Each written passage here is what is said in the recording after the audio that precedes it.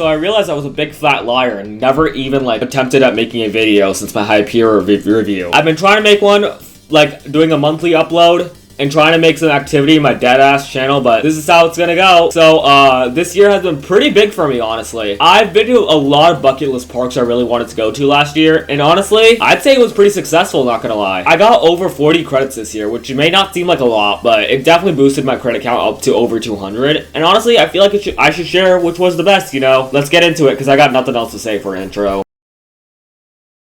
So we're gonna start off our list with a major honorable mention is, well, no shocker, it's Iron Gwazi. I wrote it around the end of 2023, which is basically 2024, but I know it's not 2024, but whatever, we're gonna pretend that it is. It would be number 2 on this list, I would tell you now. Iron Gwazi is phenomenal. It is in my top 5 overall for a reason. You know, there is just insane airtime and just ejector everywhere. I really wish I could go back this year, but we got Islands of Adventure, so yippee. Another honorable mention is fucking Pipeline. It's pretty good, honestly. I really like stand-up coasters, and, you know, Pipeline just speaks to me. It's just like, hell yeah. You know, there's a weird airtime, honestly, and I just fuck with it. You know, that's where we're gonna go. Alright, so we're gonna start off this list with a really, you know, I'm just gonna say it. Number 10 is Flight Deck, Canada's Wonderland. I've been to the park in 2023, but I skipped this ride for some reason, and I just can't believe. Man, this is actually a fun ride. I was bracing myself on the lift hill. All for what? I could have easily marathoned that all day. That ride is genuinely a fun and exciting ride. You know, it's bringing me a new light to Vekoma SLC. From now on, if I go to the park, if there's a Vekoma SLC, I'll ride it. Preferably in the front row, though. But, it's genuinely, so underrated. So, number 9 is Grizzly. Grizzly's pretty fun. It has really good laterals and airtime. But I almost got fucking decapitated because of my friend that gave me minimum verify, which, you know, do it if you want to get your fucking head chopped off. But yeah, you know, pretty damn crazy, not gonna lie. Number 8 is Swarm. It's a pretty good B&M wing coaster. Not as good as Thunderbird in my opinion, but it still has its, charm, I guess. It has very good theming and actually has a very good layout. I thought it was pretty intense as well. And honestly, it's on par with, you know, Thunderbird's intensity. But I just wish, if it had that launch, man, or, that amazing layout like Thunderbird had, I could have thought it would be better. So number 7 is our first and actually wait, one of 2 RMCs. It's Goliath Six Flags Great America. It is pretty short and actually kind of rough, which is kind of surprising because I like rough rides, but man, I didn't know what was with this ride, but I just didn't vibe with it. It has a pretty good layout and it's pretty fast and has pretty good ejector. I like it. I wish I really got a re-ride in the end of the day, but I'm glad I rode it in the back row and just got that, you know, one ride. And for Topper Truck Woody, I was just surprised. For RMC, they shouldn't be rough, but they are. So, with that, I have no clue. Number 6 is Saw the Ride at Thorpe Park. This ride gets a lot of unnecessary shit for no reason. I'm just like, why the hell would you shit on a ride that has great theming? It's not even that rough. And it has a pretty exciting layout. It's not even the ride that I love. It's mainly the theming. The Jigsaw theming, as a huge Saw nerd. Well, former. I'm not really into Saw nowadays, but that theming is just fantastic. Chef's Quiz, you know, you could put that theming on a fucking Time Warp, for example. Now, I'd still rave about it because that theming literally carries the entire ride. But at the same time, you know, Time Warp's ass, so I wouldn't actually rave about it, but I would rave about this because it actually has a pretty fun layout. The head chopper in the first drop is pretty damn good, but it also has pretty forceful inversions. I just laugh at every day because everyone keep on hating on the British Stussies. I do not know what the fuck is wrong with you. Because you like Colossus, but you don't like fucking Saw the Ride. And Saw the Ride's actually world class compared to that piece of shit. So, I don't know. You tell me. Number 5 is Hyperia. Hyperia is just a flawless ride. I already gave a review, so I'm not gonna yap about it here. Pretty good drop, pretty good element, but it's just one element, and it's really short and rough in my opinion. But I would still love to have this at my home park, but I don't know why people call it elite. It is up there, but it is nowhere close to the level of any coaster in Ohio. It's literally just an above average coaster that I really like, which is, you know, kind of crazy to say for the UK's tallest and best coaster. So I do not know why you guys glaze the shit out of it, but whatever. So number 4, we're getting to elite rides. We're getting to Twisted Timbers at King's Dominion.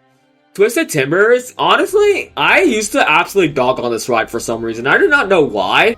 I think it was because of my friends saying it was, you know, trash, but It is not trash at all. It is a flawless RMC. Like, you know, there's few RMCs I would call flawless, and this is like one of them. It has a very, very good airtime, very good inversion. It's just pretty, you know, smooth, fun, and I'd actually marathon this if the line wasn't atrocious. And also if the other ride later on this list wasn't in the park, but this is genuinely a good ride. And honestly, for the KD and home parkers that hate this ride, give it to me. I want it at my home park. I would rather have this over Beast than like shit like that. That's how bad this, no, that's how good this ride is, you know. Number 3 is Pantheon. For me not liking Velocicoaster all that much, Pantheon definitely surprised me. Pantheon has very, very good layout, and actually is pretty intense, and it has one of the world's best airtime hills. Yay! It's not just that, though. It has pretty good, you know, airtime on the Outer Banked Hill. It also has, you know, good inversions. It's pretty intense, although it's kind of a short ride in my opinion, so, you know, if it had the length of Velocicoaster, I think it would be, you know, like, top class. But Velocicoaster, you know, after riding this, I think, you know, this has a very good chance at beating Velocicoaster. Well, not beating, like, Velocicoaster actually having a redemption arc. I'm fucking stupid. This is unscripted, by the way, so don't blame me. I'm just lazy. Number 2 is Raging Bull.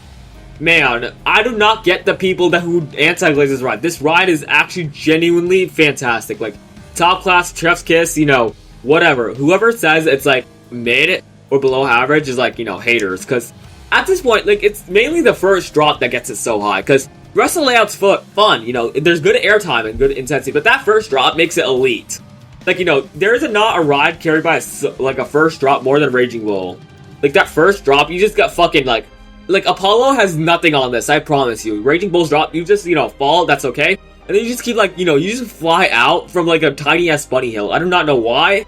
B&M gods, I do not know what you did with Raging Bull that you did with, Apollo, but whatever. Number 1 is Intimidator 305. You could have guessed it, you know. I just, you know, I-305, man, it's just fucking crazy.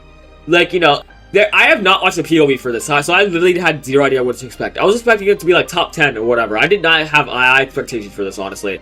But, man, it really just, like, fucking took my expectations, like, you know, like, smushed them. Because, like, it is so good. It's, like, actually genuinely one of the most best rides in the world. Like, I promise you, the snaps, the airtime, you know, the positive laterals, it has everything. It is, like, what a coaster should be. It is a perfect coaster. Like, honestly, there's no coaster that can be surpassed aside from, like, Ejanica or Ejan. I don't fucking know how to pronounce it, but, you know, there's no coaster I think that could surpass other than this. Like, it is just, man, it's just a masterpiece. Like, I could go all day, but, like, I would rather not because I'm fucking tired and I want to drink some water. And I'm also not scripting this. I'm just, like, writing thoughts on whatever this is. So, you know, whatever. But, like, man, I-305, that snap, there's also, like, insane, like, snap that gives you airtime. So it's not just, like, snaps. It also flings you out of the seat sometimes. And you also gray out. And you don't, like, really feel the airtime hill until you, like, actually surpass it. So, Worldcast lied. KD cooked. It's sad that, you know, this was the last straw with Intamin, but whatever. So, yeah, I guess this is my credits list. This was, like, a shitty video I made, because I would rather make this than actually a scripted video. My top 25, my top 30 in the end of the year will be scripted, and it'll be released after I go to Islands Adventure, which, you know, hopefully Velocicoaster, Redemption, I'm counting on you, Velocicoaster. So, yeah, like and subscribe, I guess.